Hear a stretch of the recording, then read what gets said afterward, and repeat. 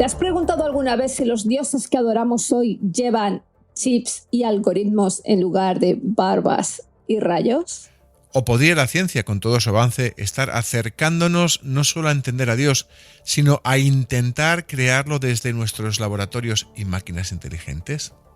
Bienvenidos a un nuevo episodio de Punto de Encuentro, donde la teología y la ciencia se encuentran para explorar un tema fascinante.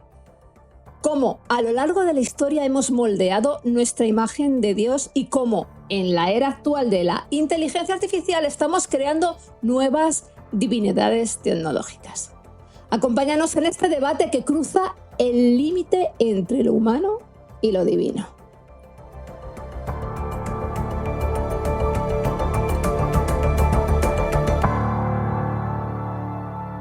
¿Qué tal, amigos? Soy Raquel Reguera. Y yo soy Daniel Beltrán. Bienvenidos a Punto de Encuentro.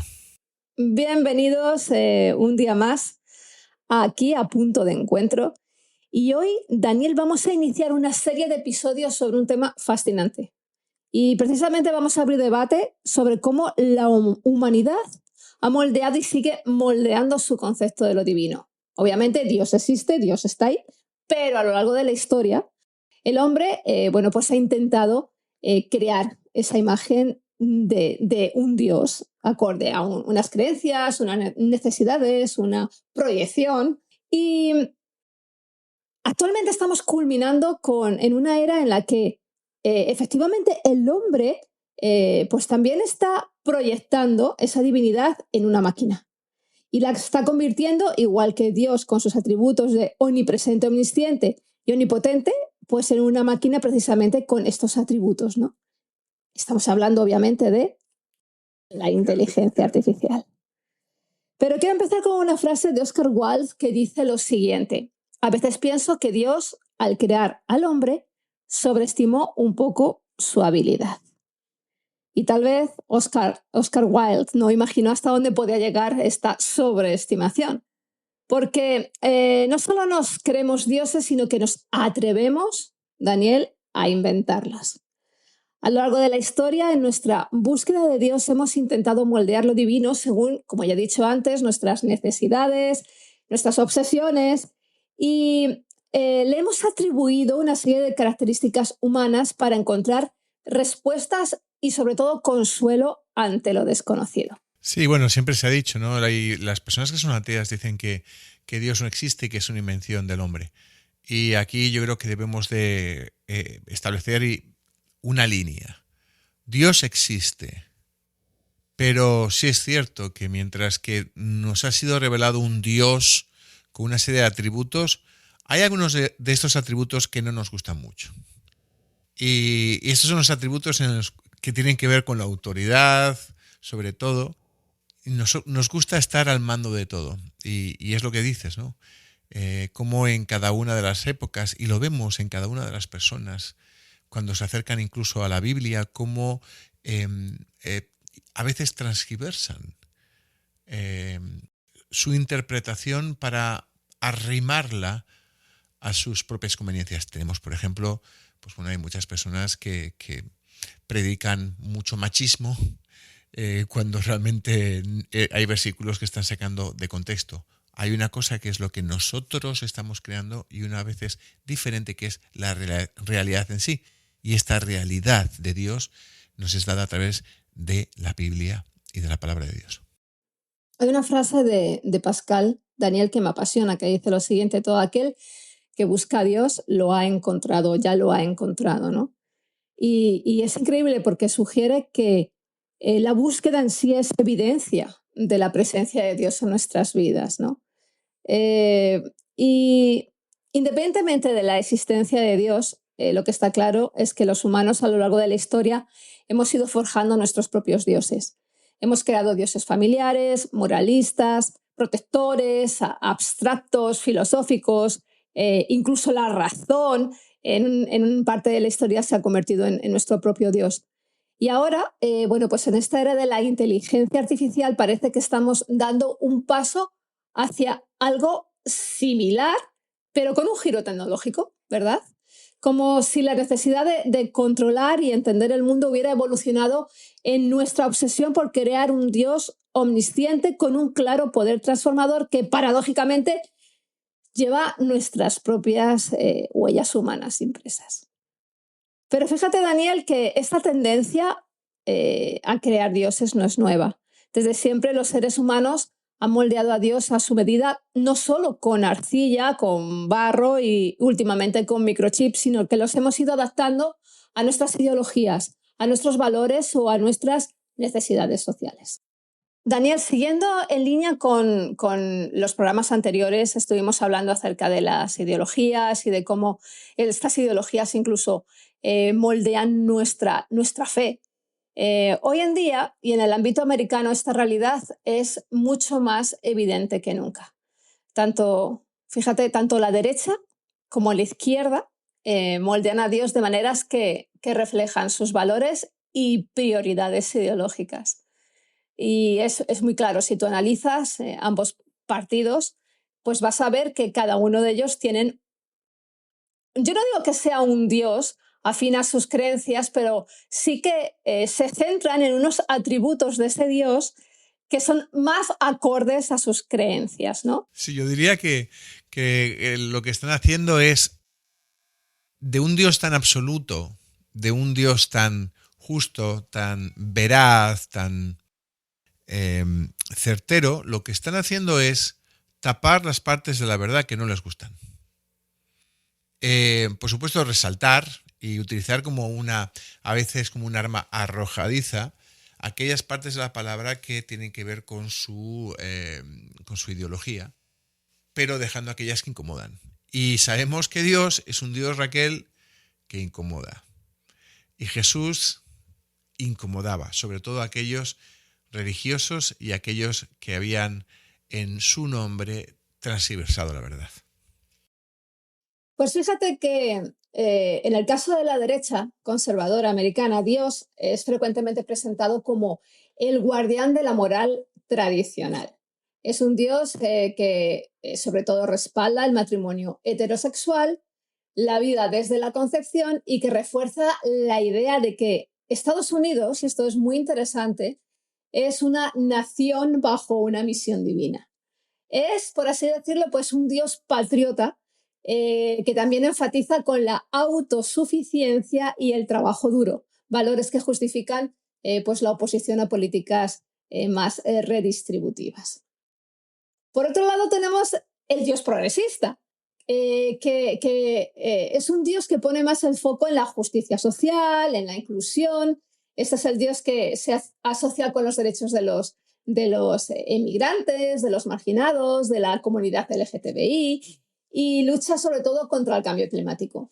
Vamos, que en vez de ser un Dios patriota, es más un Dios global, que rechaza el nacionalismo y refuerza la obligación moral de cuidar sobre todo a los más vulnerables. Sí, no olvidemos aquel que la izquierda ha sido siempre mucho más internacional que la derecha. La derecha ha sido normalmente mucho más nacionalista y mucho más cerrada y aislacionista, digamos, que la izquierda, que siempre ha sido muy internacional. Y es muy interesante lo que dices, porque obviamente cuando hay personas que se plantean ¿a quién voto, a quién no voto? Como hemos hablado en otros programas, este tipo de ideología que tienen dicta qué parte del discurso o qué parte de la teología cristiana se van a dejar en el tintero y no van a usar, ¿no? Y lo ideal sería pues ser lo suficientemente valientes como para mirar a la Biblia y decidir si eres cristiano o si eres otra cosa y el cristianismo pues es digamos que un adorno en tu personalidad. Sí, y mirando ambas posturas, ambas tienen razón. Lo que pasa que si miramos a Dios desde la ideología, pues como ya hemos dicho en el programa anterior, lo estamos enmarcando o lo estamos encerrando, ¿no? en un cajón, por así decirlo, donde Dios se manifiesta solamente de la forma en que yo quiero que se manifieste, ¿no? Pero el problema teológico aquí es evidente. Cuando limitamos a Dios a una ideología, corremos el riesgo de reducirlo a un agente político, ¿no? Perdiendo de vista su verdadera trascendencia y capacidad para desafiar tanto a la derecha como a la izquierda. Y otro punto interesante, Raquel, que no tocamos la vez pasada, es cómo se utiliza la idea de Dios, pero no solo en Estados Unidos, sino en otros muchos países. Normalmente suelen ser las corrientes más conservadoras, y lo hacen para ganar dominio espiritual, autoridad espiritual. Cuando tú a una persona le dices, vótame porque te doy esto o lo otro, la persona puede votarte o no, pero cuando a la persona tú lo que haces es decirle, vas en contra de Dios, en ese momento metes también una idea, y es decir, si no voto a esta persona, estoy fallando a Dios. Esto es lo que se llama manipulación espiritual. El sutil poder del abuso espiritual, ¿no? Efectivamente. Y esto es lo que se está haciendo también, especialmente en Estados Unidos, desde la derecha. Ya se hizo anteriormente. En España pasó con Franco, con el dictador Franco. Y te pasa en otros lugares. Y bueno, es como se utiliza la religión para ejercer un poder sobre el pueblo, ¿no?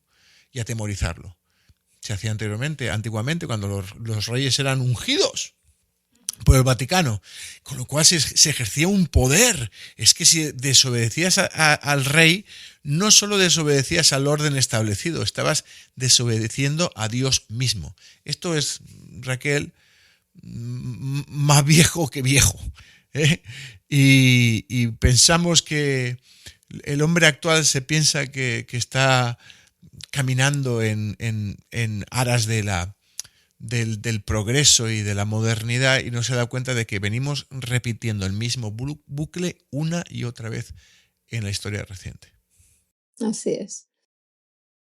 Como dijo el sociólogo Peter Berger, la religión no solo consuela, también legitima el orden social. En otras palabras, nuestras concepciones de lo divino no solo reflejan nuestras aspiraciones espirituales, sino que también manifiestan nuestras preferencias culturales, políticas y hasta económicas. Pero yo creo, Daniel, que precisamente ahí está el desafío. Nos tenemos que preguntar, sobre todo nosotros los creyentes, si estamos buscando, escuchando y relacionándonos con Dios en toda su totalidad, o simplemente estamos buscando o escuchando una proyección que nosotros tenemos de Dios mismo, ¿no? Y proyectamos en él nuestros valores, nuestras prioridades, nuestras ideologías. Tenemos de verdad que ser sinceros y preguntarnos si el Dios que nosotros creemos no es un Dios que está hecho a nuestra medida. Sí, estamos haciendo en cierta manera lo que se llama, ¿no? un sesgo de confirmación, que no es una confirmación católica, un sesgo de confirmación en nuestras creencias. Tomamos lo que queremos.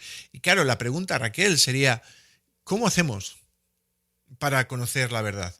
Porque el otro problema que tenemos es que todo depende, la realidad cambia dependiendo del cristal, del color del cristal con el que se mire.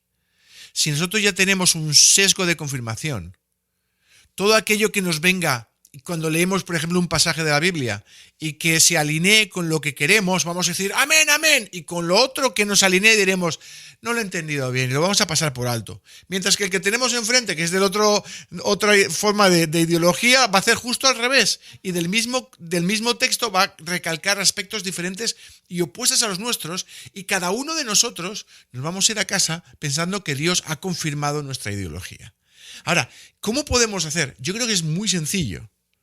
Porque después actualmente hay muchas corrientes que tienen que ver y con que son, vamos, casi vetotestamentarias. Es que, por favor, Israel, por favor, todo lo que hace Israel, hasta cuando tira bombas está todo bien. Fuimos a una iglesia y hacemos un inciso aquí, duramos 10 minutos y os contamos, y esto fue hace como un mes y medio, porque llegamos un poquito tarde a la alabanza en una iglesia americana en el área, y en los anuncios pues subió la esposa del pastor y básicamente oró por las bombas en Israel, ¿no? Que las bombas de los demás no nos tocasen y que las bombas de Israel hicieran el daño o cumplieran el cometido para el que han sido diseñadas, ¿no? Y esto es lo que tenemos, señores míos. Como dice aquí, levanto-me y voyme. Pues nos levantamos y nos fuimos. Tal cual, 5 minutos, 10 minutos, ¿no? Y esto es lo que nos está pasando. Ahora, ¿cómo podemos hacer? Yo creo que hay que hacer es tener mucho cuidado a la hora de cómo se interpreta el Antiguo Testamento, porque a veces que hay muchas personas que parecen más Moisés que el mismo Moisés, ¿de acuerdo? Hay que yo creo que centrarse en la figura de Cristo, y la mejor forma de centrarse en la figura de Cristo, que ha venido a traer en el Evangelio de la Gracia, es centrarnos en cómo se movió, no solo en lo que dijo, porque en lo que dijo a veces lo transgiversamos, sobre todo en las cartas de Pablo, ¿no? Pero ¿cómo se movía Jesús? O sea, léete la Biblia, pon el libro encima de la mesa, léetelo, abstráete, piensa en Jesucristo y fíjate a quién ponía Jesús los puntos sobre las síes. Y mira cómo trataba al que estaba desprotegido, y cómo trataba al que estaba marginado, y cómo trataba al que estaba enfermo, cómo trataba a gente que estaba totalmente apartada del grupo, como la mujer con el flujo de sangre, que era básicamente una persona que era maldita, y a la que cualquier persona a la que tocase se convertía en maldita a su vez. Entonces, es decir, mira a esta figura de Jesús, misericordioso pero también poderoso y justo, y date cuenta de que a quien él confrontó fue a aquellos que en nombre de la religión, en nombre de Dios, hacían lo que se oponía a la voluntad de Dios.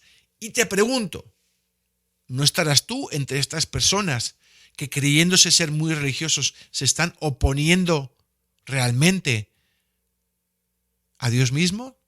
La verdad es que todos nosotros partimos de una ideología, ¿no? Incluso los que intentamos investigar, estudiar y adentrarnos más sobre todo en la palabra de Dios, ¿no? Yo no puedo decir, no, yo es que soy neutral, no. Obviamente siempre tengo mis preferencias, pero yo creo que una buena receta, Daniel, para poder salir de ese esquema cuadrado de tu ideología es precisamente entrar en un tema determinado e intentar investigar ambas partes o las diferentes posiciones o acercamientos a un tema en cuestión, ¿no?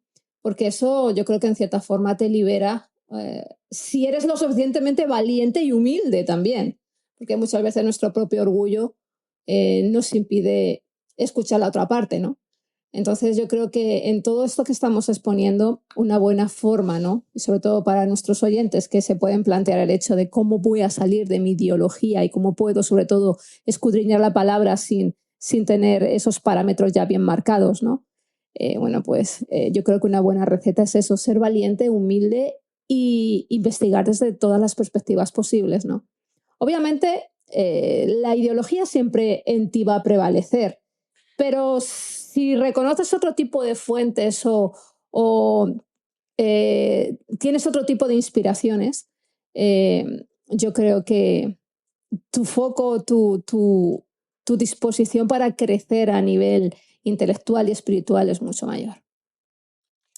Pero bueno, dicho esto, si bien hemos hablado que, por ejemplo, la política afecta a nuestra forma de ver a Dios, no solamente las influencias externas, sino nosotros mismos podemos condicionar esa imagen.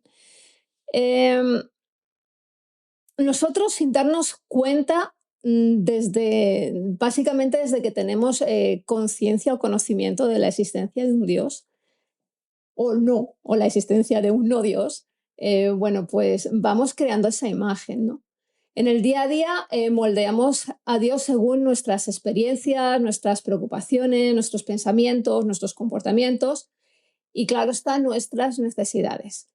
Esto lo podemos englobar desde el punto de vista teológico en el antropomorfismo teológico, que describe precisamente cómo los seres humanos representan a Dios con cualidades humanas, con emociones, con pensamientos, con comportamientos, bueno, pues para hacerlo mucho más comprensible o cercano.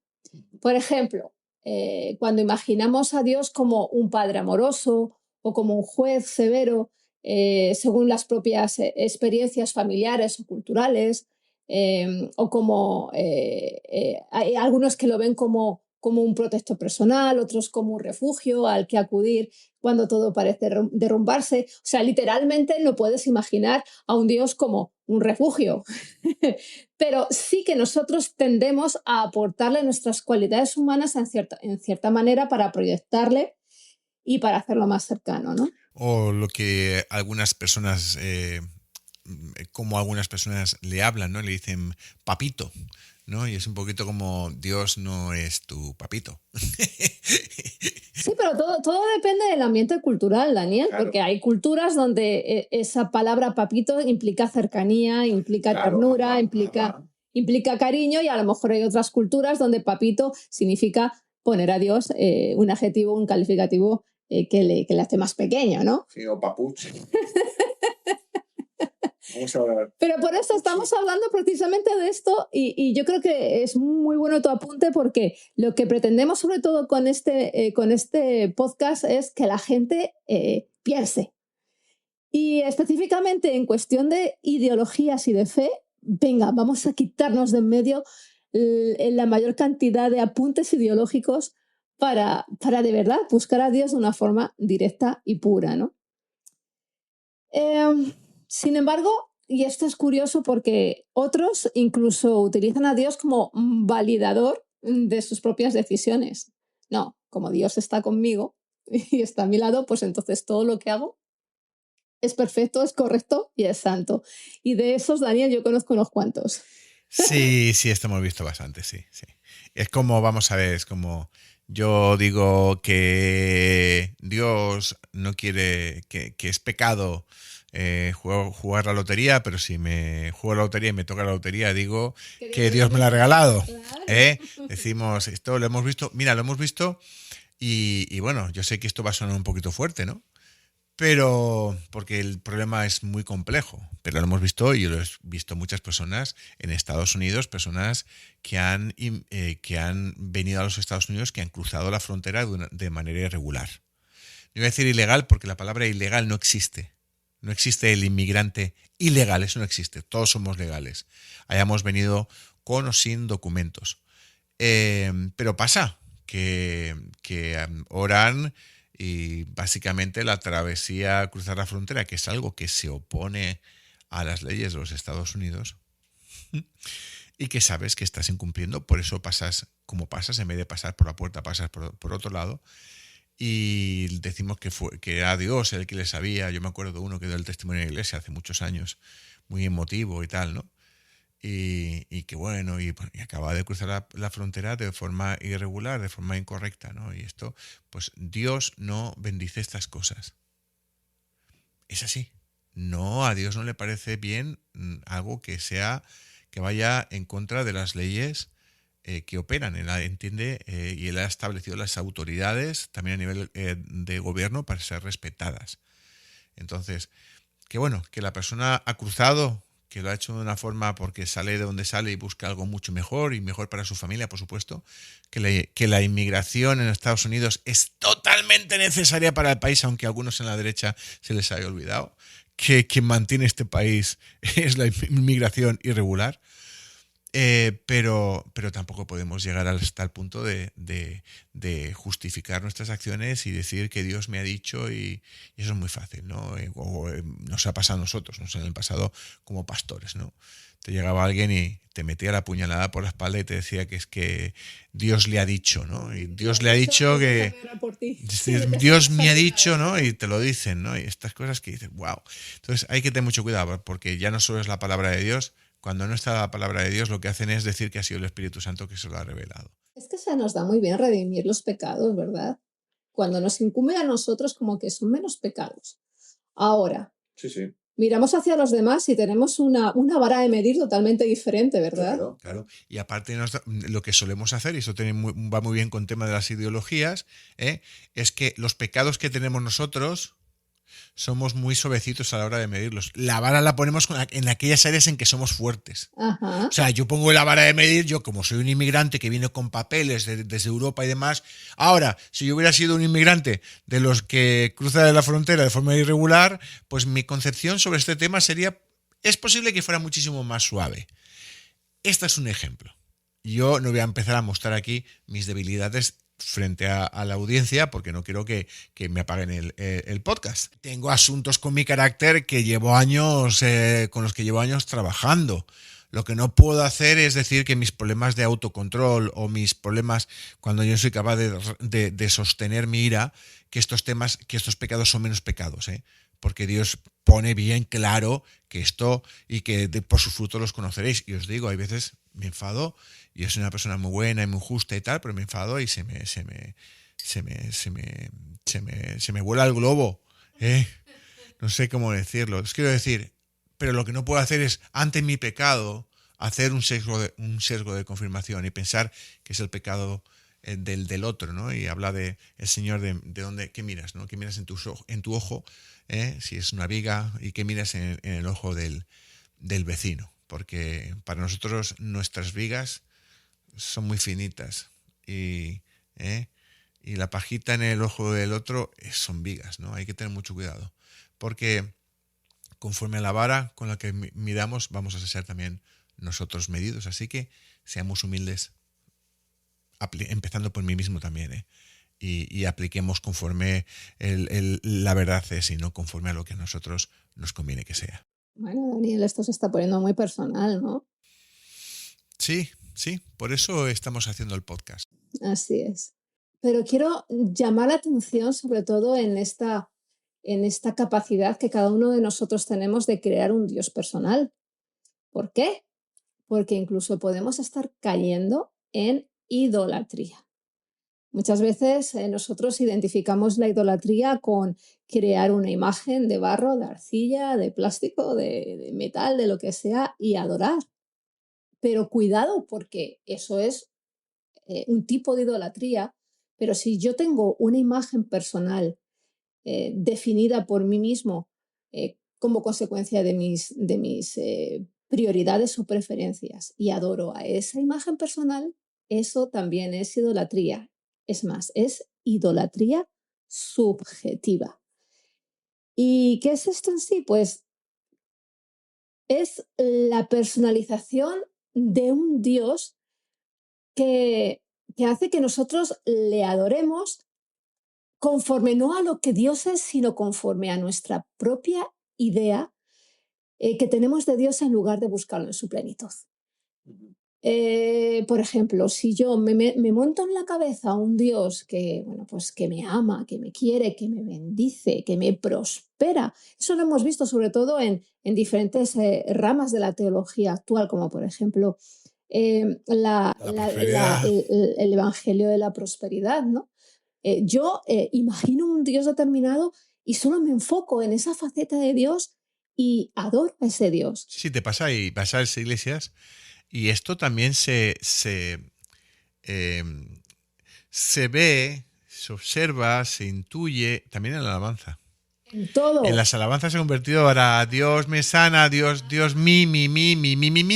Y como aparte sacamos de contexto cuando decimos que todo lo podemos en Cristo que nos fortalece, que no viene a decir que Dios te va a hacer un Superman, sino que Dios te ayuda a soportar todas las calamidades que pasas como cristiano, y vamos tergiversando. Y hay una cosa y es interesante, ¿no? Levítico 10.1 dice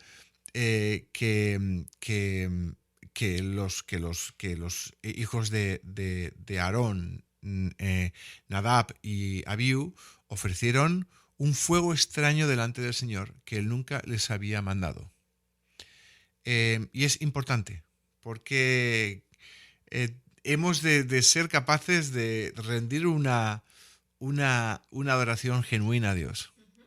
Y no manchar nuestras creencias y nuestra forma de adorar a Dios conforme a lo que nos apetece. Y para esto se necesita, yo creo que bastante disciplina espiritual, algo que de lo que se carece mucho hoy en día.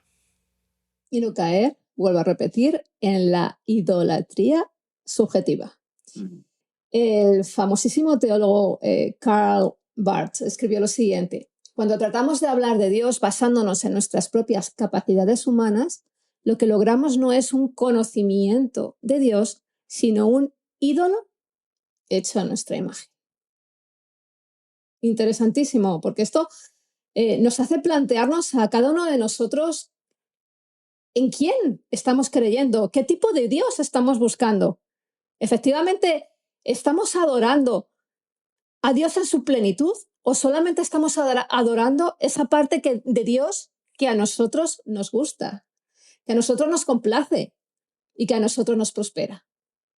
Es para pensarlo, ¿no? Y yo creo que todos nosotros en la intimidad de nuestra oración y en nuestro lugar secreto tenemos que ser capaces de enfrentarnos con la plenitud de nuestro Dios. Solamente si eres capaz de enfrentarte al Dios real, vas a ser capaz de reconocer tus pecados, de buscar arrepentimiento y de entender que tú eres vulnerable. Si tú siempre buscas un Dios a tu medida, siempre siempre estás en la posición de que tú eres salvo, eres redimido, por gracia eres libre, pero siempre estás en una posición de arrogancia espiritual. Y siempre te vas a ver con una unción especial y por encima de los demás. Porque estás manifestando la justicia está en ti. Y pensamos que nosotros, al ser justos, podemos impartir justicia. Pero esto es una idea equivocada. Ninguno de nosotros somos justos. No hay ninguno de nosotros que sea bueno. Por tanto, a la hora de intentar manifestar esta justicia, realmente lo único que estamos haciendo es exponer espiritualmente y sobre todo delante de Dios, que todo lo ve, nuestras miserias. Y al igual que medimos, Dios mide también nuestras miserias. Y llegará el día en que estaremos delante de Él y nos dirá: ¿y tú? ¿Y tú de qué vas, chaval? Que solo me has pedido que te bendiga, sí, y que te prospere y que multiplique tu diezmo. ¿Verdad? Sí. ¿Solo te has fijado en eso? ¿Y el resto? Seguimos con Barth, con Karl Barth, que decía lo siguiente: el verdadero Dios no se adapta a nuestras ideas o preferencias. Él nos desafía, nos incomoda y nos llama a ir más allá de nuestras propias limitaciones. Y tal vez ahí está, Daniel, el desafío más grande, ¿no? Dejar de proyectar nuestras ideas en Dios y empezar a buscarlo tal y como es. Sí, yo creo que hay mucho de acción, y yo creo que hay mucho de acción intelectual en todo esto. Hay mucho de... Y creo que hay algo, no sé, Raquel, que creo que en nuestros días se nos olvida un poco, que es un poquito el decir: Dios, tú mandas. Uh-huh. Dios, tú mandas. Recuerdo hace años, se me quedó grabado ¿cómo se llama aquel grupo americano? Casting Crowns, que cantaba sobre: soy una pequeña ola en el mar, ¿no? En el viento, ¿no? Hablando de lo insignificante de nuestra existencia como seres humanos. Y una canción absolutamente maravillosa, que refleja que realmente no somos nadie si no es en Dios. Y que nos muestra como pequeños ante un Dios inmenso, eterno. Y me acuerdo de esta persona que dijo: no me gusta, no es que no me gusta esta canción. ¿Por qué? Porque yo no soy algo efímero. Pues dice la palabra de Dios. Y ahí está donde tú hablas del orgullo, ¿no? De un poco, en cierta manera, de nuestra soberbia. Y creo que se nos olvida a veces que somos imperfectos, todos y cada uno de nosotros. No somos salvos porque parezcamos ser la última Pepsi del desierto. O sea, todos nosotros fallamos y no tenemos derecho de estar señalando absolutamente a nadie. algo que hacemos muy a menudo todos. Y yo creo que lo que hay que hacer es ponerse delante de la presencia de Dios y decir, tú eres el que manda, Señor. Y rendirle una verdadera adoración y alabanza por lo que ha hecho, sin hacerlo porque esto vaya a significar para nosotros sentirnos mejor ni tener ningún tipo de recompensa. Y ahí es donde yo creo que gran parte de la iglesia actual está fallando. En que todo es sobre mí. Ya no solo sobre cómo pienso, sino sobre mí. Cuando nuestra verdadera adoración va a ser sobre Él.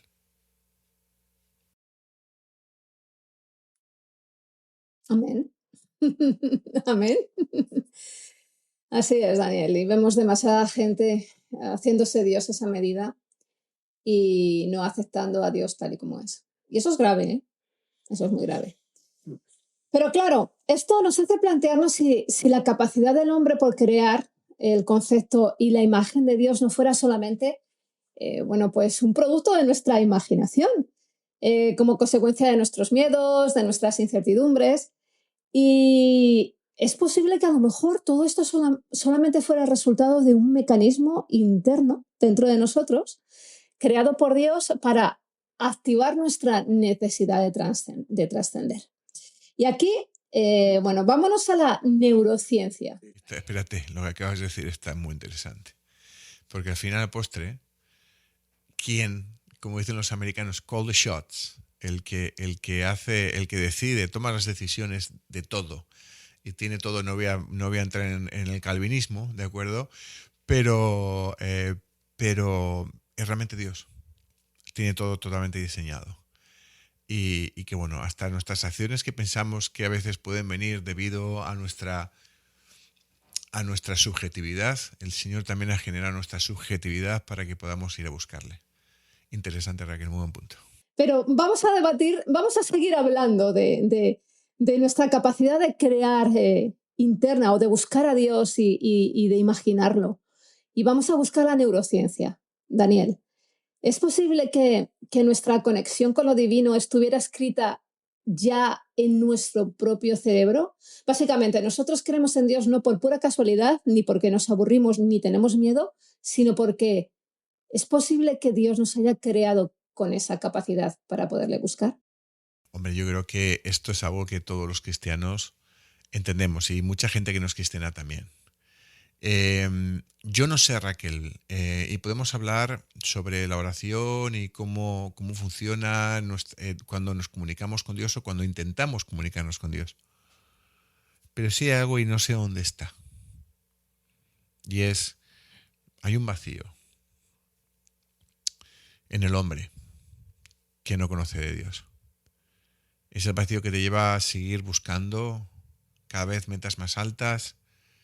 Es este ansia incontrolable de superación personal que nos es realmente nunca llenada, y aquellas personas que consiguen grandes logros en su vida y siguen sin llenar ese espacio, siguen sin sentirse plenos, es porque realmente hemos sido creados para estar en comunicación con Dios. Yo no sé en qué parte está, pero sé que hay un vacío que únicamente Dios llena. A esto la neurociencia no ha llegado. Yo no sé si la neurociencia tiene la capacidad de hacerlo. Tiene que ver con nuestro espíritu. Y yo no sé muy bien cómo encajaría el espíritu en nuestra cabeza. Y dicho esto, Raquel, la verdad es que la neurociencia ha empezado a desentrañar cómo la oración afecta a diferentes regiones de nuestro cerebro. Dependiendo del tipo de oración que hagamos y dependiendo de la fase en la oración en la que estemos, se van a activar diferentes regiones de nuestro cerebro, que lo que nos está diciendo, lo que nos están diciendo, es qué tipo de acciones estamos haciendo. Es muy interesante, porque Cuando pensamos en una oración, pensamos en personas ateas, piensan que esto es algo que dices, que es algo social para tener una validación social, y esto realmente no es así. Uno de los mejores exponentes de la neurociencia en nuestros días, Andrew Newberg, de la Universidad Thomas Jefferson en Estados Unidos, ha estado estudiando los efectos que tiene la oración en diferentes zonas de nuestro cerebro y también sobre nuestra salud. Y él y otros investigadores en el área lo que han hecho es utilizar una serie de neuroimágenes funcionales para ver dónde hay una actividad cerebral mientras que estamos orando. Y han descubierto que hay varias áreas de nuestro cerebro que se activan durante la oración. Muy interesante. La primera es la corteza prefrontal. La corteza prefrontal tiene que ver con la atención y la toma de decisiones. Y durante la oración ayuda a enfocar y a facilitar la reflexión. Tiene que ver con la forma en que nosotros, al estar hablando con alguien, nos enfocamos. Cuando haces, por ejemplo, un estudio y haces un estudio cerebral y alguien, por ejemplo, jugando con los videojuegos, él está enfocándose o ella se está enfocando en el videojuego, pero su lóbulo prefrontal no funciona. El lóbulo prefrontal tiene que ver también en que estamos comunicándonos. Es muy importante. Cuando tú estás en una verdadera oración, lo que tú haces es comunicarte, estableces, por lo menos echas un puente, esperando algún tipo de respuesta. Esto nos está diciendo el lóbulo prefrontal, enfocar. Estás diciendo que físicamente, fisiológicamente, nuestro mecanismo a la hora de orar está activado para recibir una respuesta. Sí. O sea, no es por fe, mecánicamente estamos programados ya para recibir una contestación. Este área funciona cuando tú te comunicas con alguien. O sea, que tu cerebro no se queda neutral. El cerebro de alguien que está orando, la persona tiene fe, estás buscando una respuesta.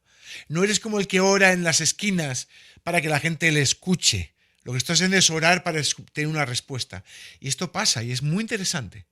Y es, de hecho, y ayuda también este área del cerebro a enfocar, a tomar decisiones, al autocontrol, nos ayuda a enfocar, ¿no?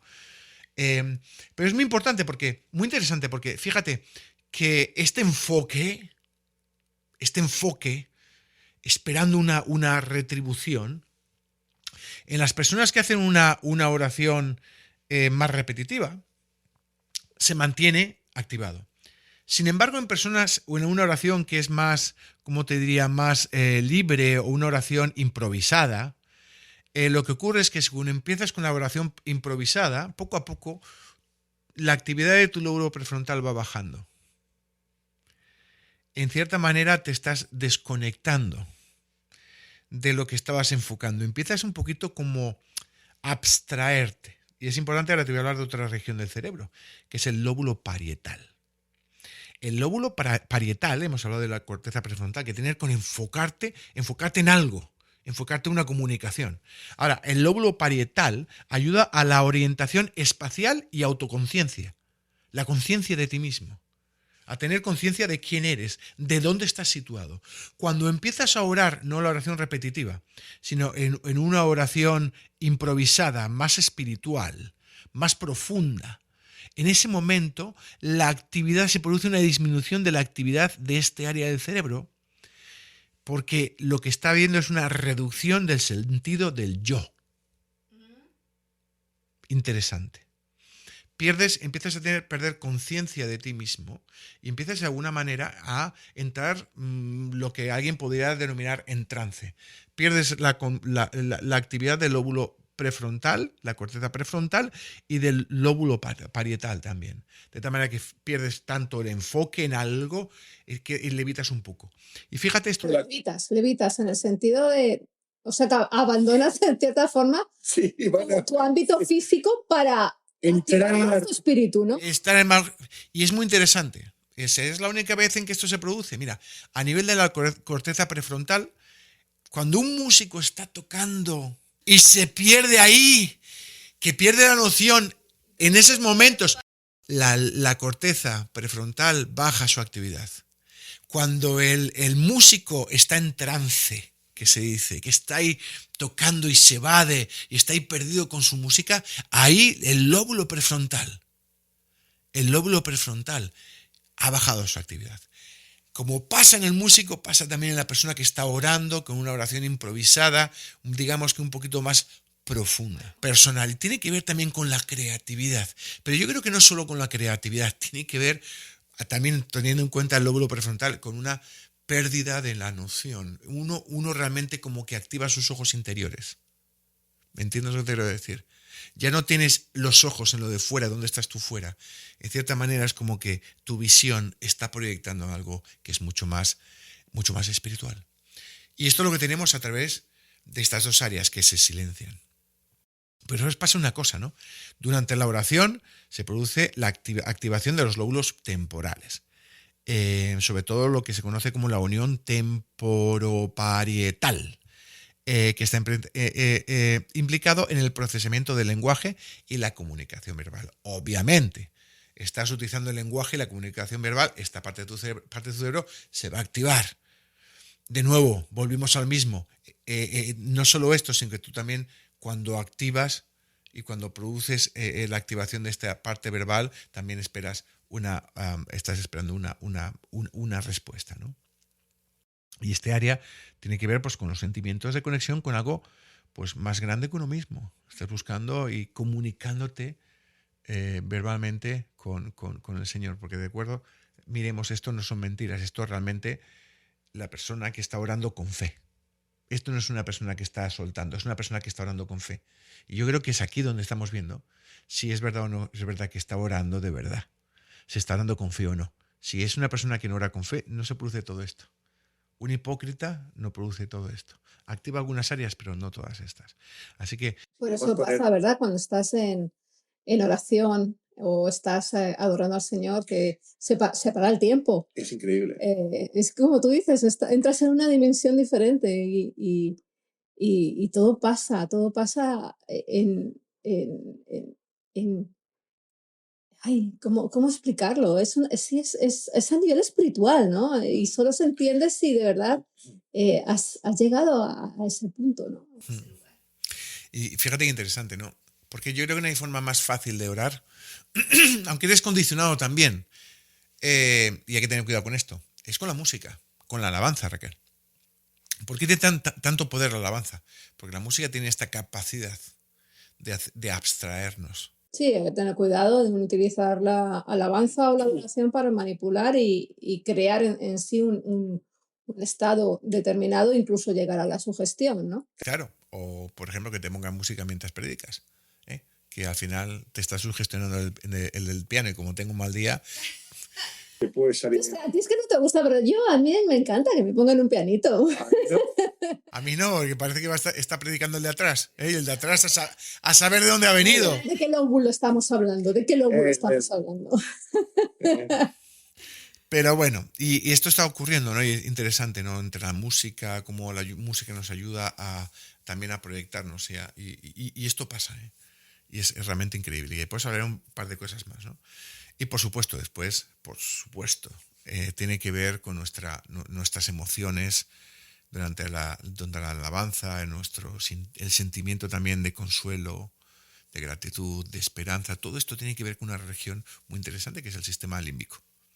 El sistema límbico. Como por ejemplo la amígdala y el hipotálamo, de lo que tantas veces hemos hablado, ¿no? Y como no solo esto, sino que el sistema límbico, uno tiene emociones, uno tiene una motivación, y no solo esto, el hipocampo también tiene que ver, hemos hablado con una serie de hormonas que hacen que nos generan paz, nos quitan el estrés. O sea, en la oración se produce también una pérdida de estrés, uno se relaja, no hay forma mejor de relajarte que una buena oración con el Señor, ¿no? Y no solo porque Él te dé el consuelo, sino porque en esa búsqueda, en esa profundidad, te has abandonado a lo que te rodea y eso también te ayuda a soltar un poquito amarras, ¿no? Te has despojado de tu carne. Uh-huh. Y de tus problemas. en cierta manera uno tiene estrés porque tiene una sobrecarga de su percepción de su realidad. Uno tiene estrés porque no es que tú seas el centro de tu vida. Durante el estrés eres el supercentro de tu vida muchas veces. Porque te cargas muchísimo, porque no puedes hacer, porque todo te queda grande. En cambio, cuando tú sales un poquito, te elevas, ¿no? Decía, levitar, sales un poquito de tu cuerpo. Ahora me vas a decir, ¿esta quién es Santa Teresa de Jesús? Vivo... Vamos a llamar a Daniel Beltrán el místico. El místico. Pues... En cierta manera te estás abstrayendo, sales de tu realidad. Estábamos hablando de estos lóbulos, ¿no? El lóbulo parietal. Pierdes la conciencia de ti mismo. Y en ese momento también pierdes un poquito la fuente de tanto estrés. Activas el hipotálamo. ¿De acuerdo? Diferentes regiones del hipotálamo. Y esto también te ayuda a producir una serie de hormonas que te van a ayudar a bajar el estrés, ¿no? Y al bajar el estrés también te ayudan a comunicarte mejor con Dios. Es todo un círculo virtuoso. Y aparte de todo eso, por supuesto, tenemos la archiconocida ya corteza cingulada anterior que tiene que ver con la empatía, con las recompensas. Esto se activa y lo que se produce es cuando uno está orando es una recompensa. Interesante, ¿no? Cuando uno ora tiene una recompensa, siente una recompensa. ¿Quién trae esta recompensa? ¿Es Dios el que se está comunicando en la recompensa?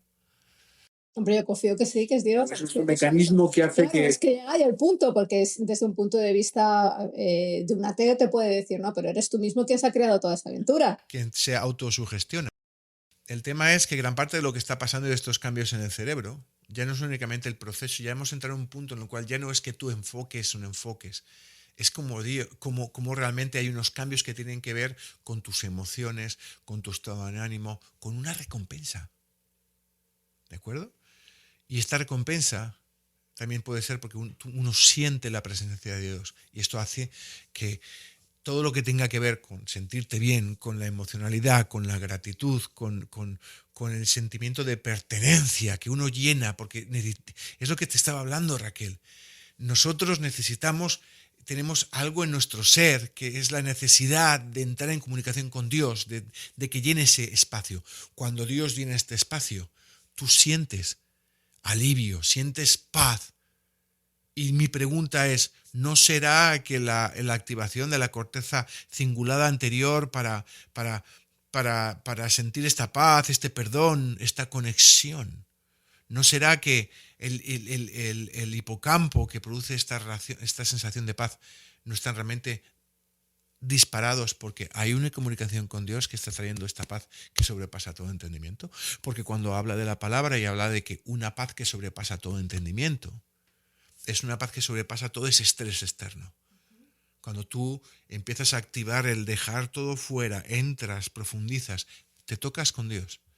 Dios, lo sientas o no lo sientas, Dios cambia y trae esta paz a tu vida y te cambia totalmente.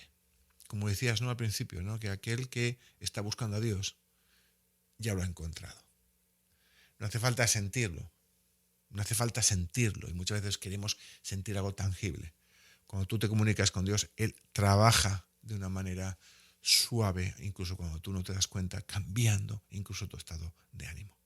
Así que bueno, Raquel, pues esto es lo que hay, es fascinante. Yo creo que gran parte de lo que estamos viendo ahí se ha estudiado también en personas que hacen meditación y esto también ayuda. Pero yo creo que hay una componente importantísima en todo esto y es nuestra comunicación con Dios. Nos aislamos del mundo exterior, entramos en comunicación con Dios, en comunión con Dios, y esto trae una serie de cambios en nuestra vida. No solo que es que disparemos los mecanismos, es que no solo es que nos queramos comunicar, sino que también nos comunicamos. Y es en ese cambio, en esta comunicación, cuando viene la recompensa y cuando vienen estos efectos tan positivos y maravillosos y sobrenaturales. Así que bueno, pues estamos viendo, Raquel, efectivamente cómo... y de nuevo hay diferencias, ¿no? Con todo lo que te he contado, ahí es donde está la diferencia entre una oración formal, entre una oración improvisada y una oración meditativa o más profunda y silenciosa, más espiritual, más profunda, ¿no? y cómo cada una de estas van pasando por una serie de acciones. Primero enfocamos con una oración el lóbulo prefrontal. En ese momento en que empezamos a profundizar, empezamos a silenciar se silencia el sentido de lo que pasa alrededor, silenciando el lóbulo parietal. También se silencia el lóbulo prefrontal en el momento en que empezamos a entrar en una oración más improvisada y más espiritual, que por lo que hemos activado también los lóbulos temporales de comunicación y lenguaje verbal. Y realmente empezamos a entrar en un punto en el que empezamos a tener una experiencia más espiritual, gracias también a la actuación de la corteza cingulada anterior, que nos lleva a empatizar, a anticipar, a buscar. Y finalmente, pues el sistema de recompensa y el sistema límbico pues nos trae esa recompensa a través, yo creo sinceramente, del contacto que tenemos a nivel espiritual con Dios. ¿Llegamos ahí a nuestro lugar secreto, Daniel? No lo sé, porque yo creo que la neurociencia, por muy buena que sea, no puede llegar a esto, porque tiene que ver, y es entretenido ver cómo funciona nuestro cerebro, pero en todo esto vemos, es como, que esto lo que estamos viendo es lo que está pensando nuestro cerebro. Lo que vemos es lo que está pasando en nuestro cerebro. Lo que no vemos es lo que estas neuroimágenes, en que estas imágenes por resonancia magnética funcional y los electroencefalogramas, hay algo que ellos no pueden captar las ondas eléctricas que se producen en nuestro cerebro cuando activas una ruta u otra, pero lo que no pueden captar es la presencia de Dios. Y en esto, ¿de acuerdo? Estamos viendo cómo nuestro cerebro se mueve y cómo nuestro cerebro es sincero a la hora de buscar, de esperar y de sentir. No es teatro, es sincero. Hay una fe que se nota en la persona a través de estas imágenes. Existe una persona que busca y que está esperando realmente una respuesta y que finalmente está encontrando algo que le trae paz, que les trae sentido de pertenencia, recompensa, bienestar, plenitud. Y yo creo que esto realmente es lo que está viendo, es esta parte final, es porque realmente ahí entre medias lo que no se ve, eso etéreo que se está comunicando contigo, es Dios mismo. Espectacular. Me ha encantado, Daniel. No, de verdad, me ha encantado. Y además porque ahora uno es capaz de enfrentar la oración desde otra perspectiva, ¿no? Porque uno se plantea, ¿no? Voy a orar. Y todo es fe. Pero qué bueno es entender el mecanismo de nuestro cerebro para ver cómo esa fe también activa nuestro ser interno y cómo nos hace llegar a lo más grande, que es esa totalidad de un Dios grande, eterno y cercano a nosotros, ¿no? Y cómo, lo más increíble, Daniel, cómo Dios se ha encargado también de crearnos con ese mecanismo para que nos podamos comunicar con Él, ¿no? Uh-huh. Pero bueno, me has dejado levitando, Dani, que me quiero poner a orar. Y es importante, como bien se nos enseña la palabra de Dios, es que hay que orar con una intencionalidad. Lo que nos muestran estas imágenes, están pasando cosas reales. Estas no son imaginaciones, están pasando cosas reales en nuestra cabeza. Y decir a quien nos escucha, tu oración con fe trae estas cosas. Tu oración sin fe, de una forma repetitiva, no te va a dejar entrar en la profundidad. Lo que te va a llevar va a ser poder ser capaz de abrir todas este canal que tiene que ver también con el cerebro, pero abrir este canal de esperar en Dios y, por supuesto, de encontrar a Dios y de sentir su presencia. Y no podemos cerrar este episodio sin mencionar una de las manifestaciones más intrigantes de nuestra tendencia en crear dioses, entre comillas, ¿vale? Como es la inteligencia artificial. Algunos, Daniel, ya la ven como una especie de dios tecnológico. omnipresente y con acceso a cantidades incomparables de conocimiento y aparentemente omnisciente en su capacidad de aprender y predecir. Pero aquí viene el desafío. ¿Es la inteligencia artificial un Dios que hemos construido para nuestra conveniencia o a lo mejor hemos empezado a rendirle culto sin darnos cuenta? Yo no veo tanto a la inteligencia artificial como un Dios, ¿no? Lo veo como el hombre queriendo ser Dios. Lo veo como la nueva Torre de Babel. Y sé lo que pasó con la Torre de Babel y creo que la historia se repetirá. Porque cuando vemos una serie de eventos en la Biblia, sabemos por experiencia que no son solo eventos. Es una forma en que el Señor nos dice que cuando uno tiene una acción, hay una retribución. Y quiero, no sé, en cierta manera, yo creo que lo que es el Dios es el hombre, no es la inteligencia artificial. El que se está queriendo sentar en el trono de Dios es el hombre. La inteligencia artificial es el trono, es la Torre de Babel.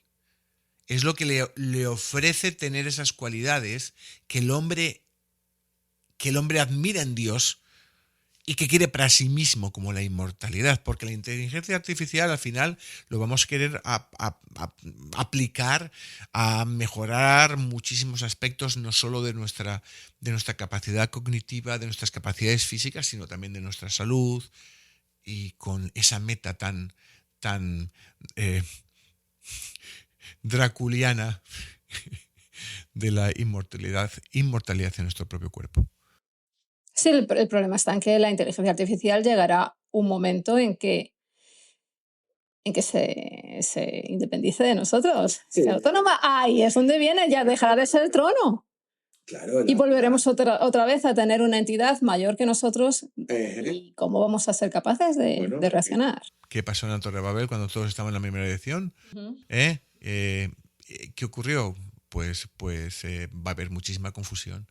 Después de esto, que no va a llegar porque hay una serie de impedimentos. Yo creo que, entre otras cosas, el propio carácter del hombre. El hombre, en cuanto tengas todos igual, van a querer estar unos por encima de los otros, y esto es lo que va a hacer caerse esta gran construcción. Y va a haber problemas si es que el hombre no es capaz de regular lo primero que pudiera pasar. Pero va a haber algún cara dura por ahí, que algunos gobiernos que van a querer utilizar la inteligencia artificial de forma que en otros países va a estar penalizada o restringida, y esto va a generar una serie de desigualdades a nivel mundial y unos grandes conflictos que posiblemente lleguen a conflictos bélicos, y a saber lo que nos espera. Por tanto, después de los conflictos bélicos y a través de ellos, lo que va a haber es una gran confusión. Se repite la historia. La Torre de Babel va a traer confusión. ¿Tú crees que se va a repetir la historia o va a ser el final de la historia? No lo sé. No me voy a meter en esto. Yo, por lo menos, esto es hacia donde vamos. Yo creo que la historia se repite. ¿O no? O se termina. A lo mejor. No. Lo que está claro es que este episodio de Punto de Encuentro se va a terminar hoy. Y se termina aquí. Así es que, bueno, vamos a prepararnos para el próximo episodio. Hemos dejado el terrenito bien abonado, ¿no? Y lo que viene por delante es fascinante. ¿Será la inteligencia artificial el nuevo Dios del siglo XXI? ¿Qué piensas? ¿Qué piensas, Daniel?